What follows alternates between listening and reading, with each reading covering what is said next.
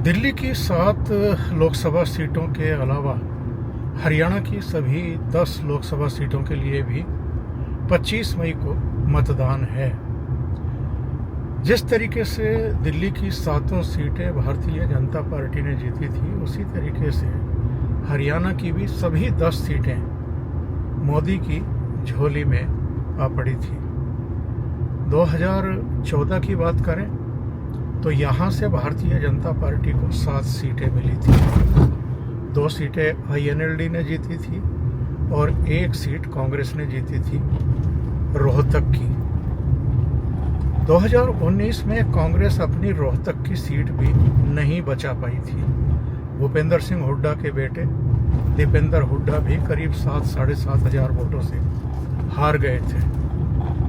अब 2024 है, 5 साल बाद जरा ये देखने के लिए हम रोहतक निकले हैं कि इस समय रोहतक का मिजाज क्या है।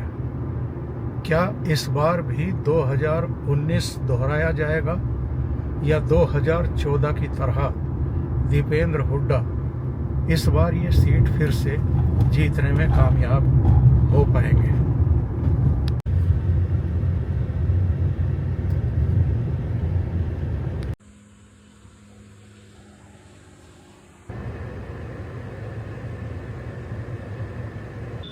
पच्चीस मई को हरियाणा की सभी 10 सीटों पर मतदान होना है।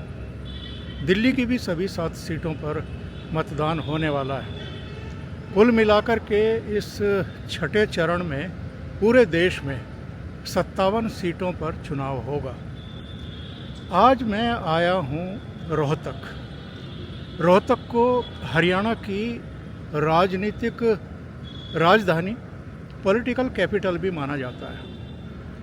और रोहतक में इसलिए आया हूँ कि 2014 में जब नरेंद्र मोदी की पूरे देश में आंधी चल रही थी, तब भी रोहतक की जो सीट थी वो कांग्रेस ने जीती थी और यहाँ 2 बार के मुख्यमंत्री भूपेंद्र सिंह हुड्डा के बेटे दीपेंद्र हुड्डा ने जीत ली थी और ये उनकी लगातार तीसरी जीत थी। 2004 में यहाँ से भूपेंद्र सिंह हुड्डा लड़े थे, जीते थे, लेकिन 2005 में जब वो चीफ मिनिस्टर बने तो उन्होंने इस्तीफ़ा दे दिया। उनके बेटे दीपेंद्र हुड्डा ने यहाँ से चुनाव लड़ा और वो जीत गए। इसके बाद 2009 में भी दीपेंद्र हुड्डा रोहतक सीट से जीते और 2014 में भी जीते, लेकिन 2019 में वो करीब 7,500 वोटों के मामूली अंतर से हार गए। और उस हार में जो अहीरवाल है, जो यादव बेल्ट है, कोसली विधानसभा क्षेत्र में जो भारतीय जनता पार्टी को करीब 75,000 की लीड मिली, उस लीड की वजह से दीपेंद्र हुड्डा 2019 में चुनाव हार गए थे। कांग्रेस नेतृत्व ने उनको राज्यसभा में भेजा हुआ है। इसके बावजूद उन्हीं को इस बार फिर रोहतक से टिकट दिया गया है, यानी 5वीं बार वो चुनाव लड़ रहे हैं। उनके खिलाफ भारतीय जनता पार्टी ने अपने सिटिंग MP अरविंद शर्मा को ही चुनाव मैदान में उतारा है। अरविंद शर्मा का ये 8वां चुनाव है। वो 4 बार मेंबर ऑफ पार्लियामेंट रहे हैं और 3 बार हारे भी हैं, 1 बार विधायक की का चुनाव भी हारे हैं।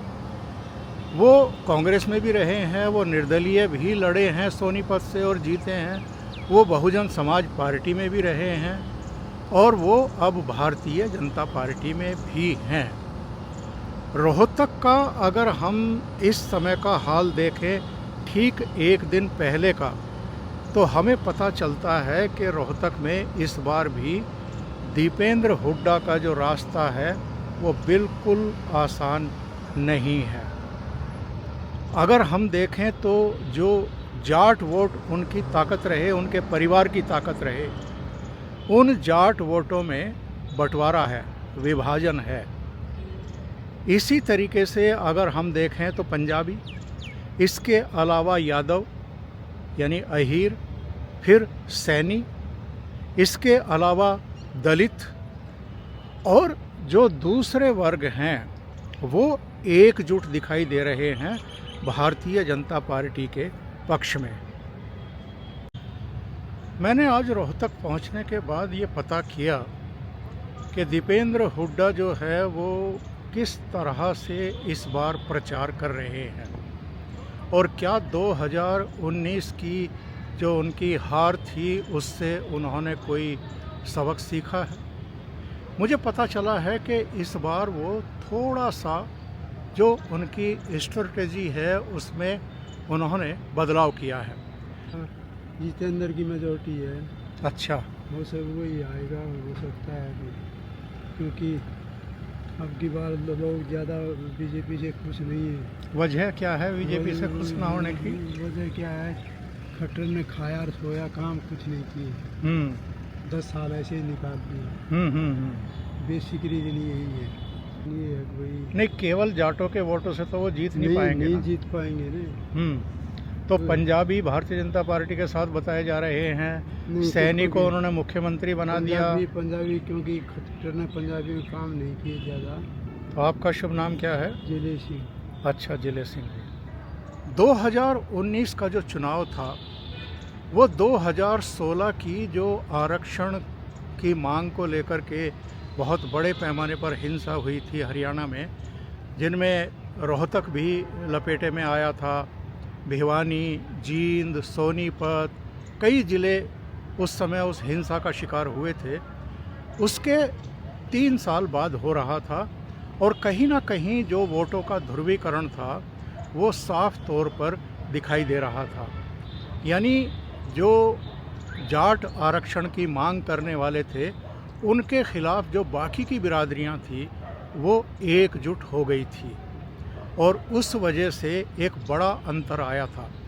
इस बार दीपेंद्र हुड्डा थोड़ा समझदारी के साथ चीज़ों को समेटने की कोशिश कर रहे थे। वो जो जनसभाओं को संबोधित करते थे, लोगों को संबोधित करते थे, तो कहते थे कि 36 बिरादरियों के साथियों, वो ये भी चेताते थे कि इस बार ध्रुवीकरण नहीं होना चाहिए, इस बात का हमें ध्यान रखना है। यानी 2019 में जो ध्रुवीकरण हुआ था उनके खिलाफ और कांग्रेस के खिलाफ, उससे वो इस बार सतर्क दिखाई दे रहे हैं। इसके अलावा वो कह रहे हैं कि हमें आरक्षण विरोधी आंदोलन या जो 13 महीने आंदोलन चला था उसकी चर्चा नहीं करनी है। यानी वो काफ़ी सतर्क हैं ये कहते हुए। और भारतीय जनता पार्टी एक्चुअल में बिरादरीवाद में पड़ नहीं रही है।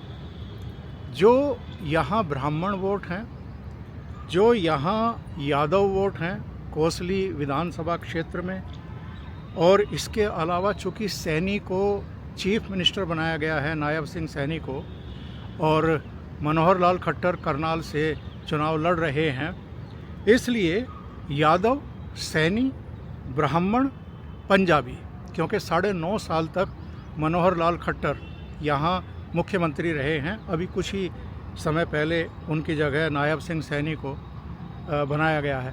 इसके अलावा दलित समाज, ये सारे भारतीय जनता पार्टी के पक्ष में गोलबंद हो रहे हैं। और जितना मैं घूमा हूँ, जितना मैंने लोगों से बात की है, बहुत सारे लोग कहते हैं कि दीपेंद्र हुड्डा इस बार अच्छा मुकाबला कर रहे हैं, लेकिन दबी जबान से ये भी कह रहे हैं कि इस बार भी उनके लिए सीट को निकालना बिल्कुल आसान नहीं है। यानी इस बार भी दीपेंद्र हुड्डा के लिए मुश्किलें पेश आ रही हैं। कांग्रेस को लगता है कि जाटों के अलावा पंजाबियों के वोट भी उसको मिल सकते हैं, दलित वोट भी उसको मिल सकते हैं और दूसरी बिरादरियों के भी मिल सकते हैं।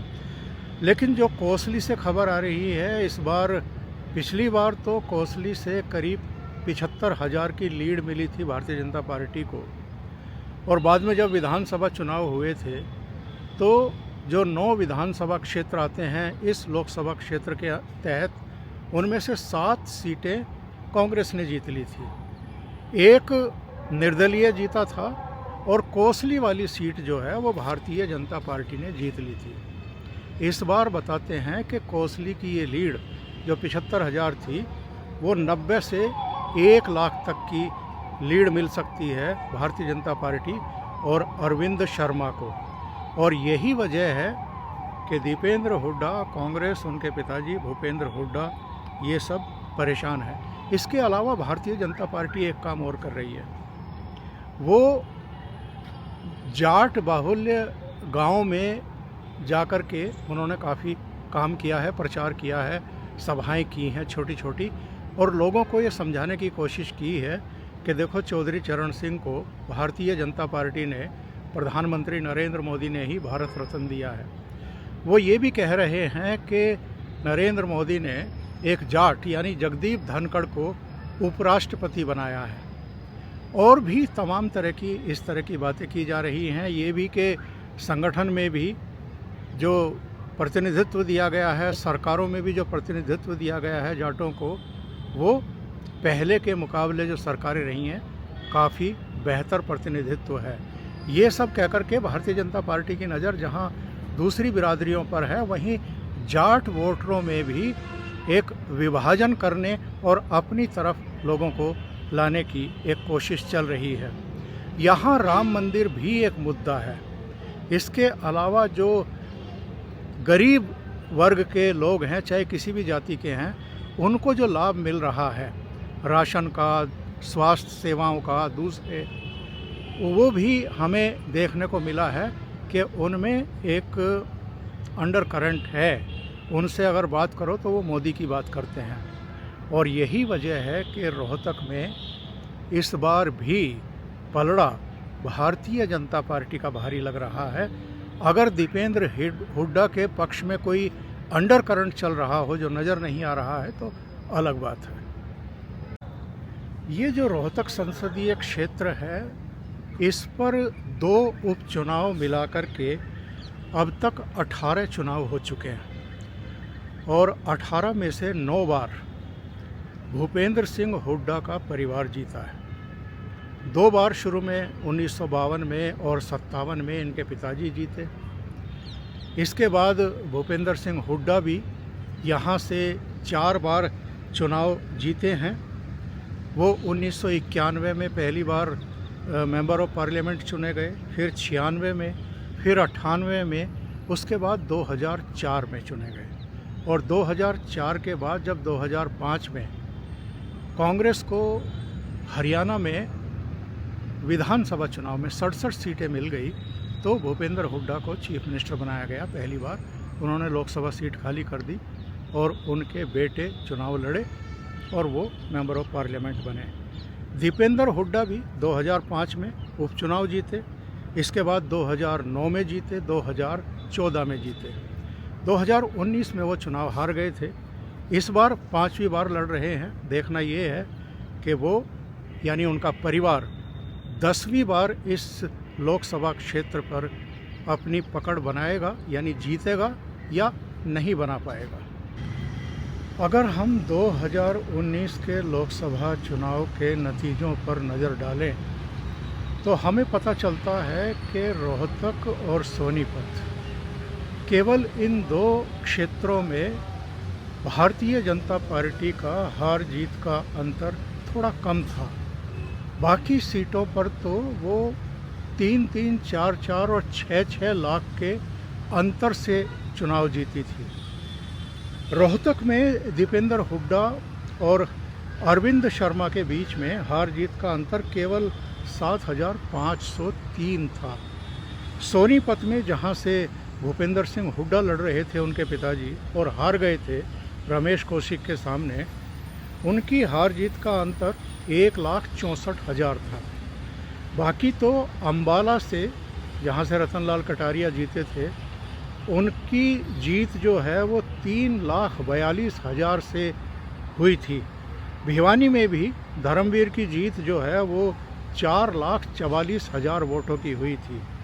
फरीदाबाद में तो ये जीत कृष्णपाल गुर्जर की 6,38,000 की हुई थी। हिसार में भी जो चौधरी बीरेंद्र सिंह के लड़के पूर्व IAS विजेंद्र सिंह जीते थे, उनकी जीत भी 3,14,000 की थी। करनाल से राजीव जो जीते थे, भाटिया जो जीते थे, उनकी जीत भी 6,56,000 की थी। यानी फरीदाबाद से भी बड़ी जीत जो है वो करनाल में भारतीय जनता पार्टी को मिली थी। कुरुक्षेत्र में भी जो जीत थी वो 3,84,000 की थी। नायब सिंह सैनी की जो अब हरियाणा के मुख्यमंत्री बन गए हैं। और सिरसा से भी सुनीता की जो जीत थी वो 3 लाख से ऊपर की थी, 3,09,000 की थी। तो इस तरह अगर देखें तो अधिकांश सीटों पर या तो 3 लाख या फिर 6 लाख की जीत हुई थी। तो भारतीय जनता पार्टी का अभी भी पूरे हरियाणा में लोकसभा चुनाव की जहाँ तक बात करें वो अभी भी अपर हैंड है और वो बहुत मजबूत स्थिति में दिखाई दे रही है। केवल सिरसा को लेकर के जानकारी मिल रही है कि वहाँ पर अशोक तंवर उतना अच्छा चुनाव नहीं लड़ पा रहे हैं। कांग्रेस की जो कैंडिडेट है कुमारी सैलजा वो अच्छा चुनाव लड़ रही हैं। बाकी 9 सीटों पर भारतीय जनता पार्टी ही एक दिन पहले, यानी कल मतदान होना है उसके एक दिन पहले भारतीय जनता पार्टी ही आगे दिखाई दे रही है।